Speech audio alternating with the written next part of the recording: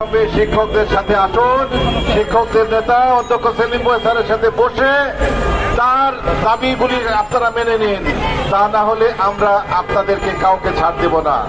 পরিশেষে এই কথা আবারও বলতে চাই, ওই ডিজি নায়েম আমাদের ইউসুফ সাহেব, জুলফিকার ইউসুফ, তাকে অবিলম্বে অপসারণ করতে হবে। তিনি হলেন যে আমাদের এনসিটিভির তিনি ডাইরেক্টর ছিলেন।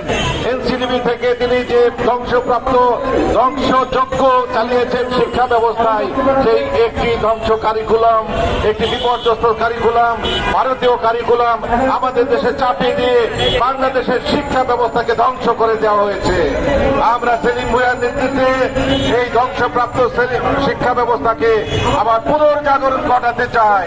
শিক্ষকরা ঐক্যবদ্ধ, সুতরাং তার পূর্বেই সেই এনসিটিভি ডাইরেক্টরকে আজকে আপনারা আবার বসিয়েছেন আমাদের নায়েমের ডিজি হিসাবে।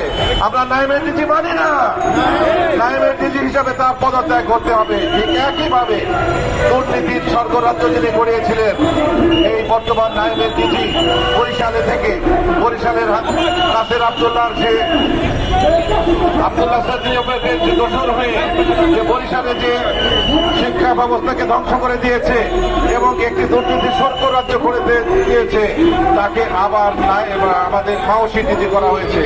অবিলম্বে মাওসি ডিজি হিসাবে তার পদত্যাগ ঘটাতে হবে, তা না হলে আজকে আমাদের নেতা যে কর্মসূচি দেবে সেই কর্মসূচি পালন করার জন্য সারা দেশের শিক্ষকরা আবার ঢাকার রাজপথে এসে প্রকম্পিত করবে, মিছিল করবে, স্লোগান দিবে এবং আপনাদের পদত্যাগ না হওয়া পর্যন্ত আর ঢাকা ছাড়বে না।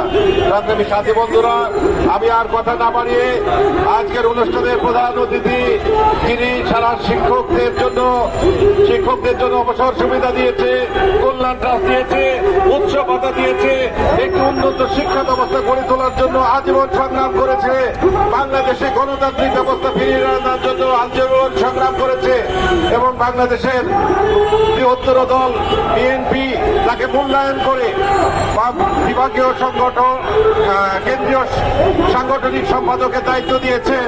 সেই কিংবদন্তি শিক্ষক নেতা অধ্যক্ষ সেলিম ভুঁইয়া স্যার এই মুহূর্তে বক্তব্য রাখবেন। অধ্যক্ষ সেলিম ভুঁইয়া।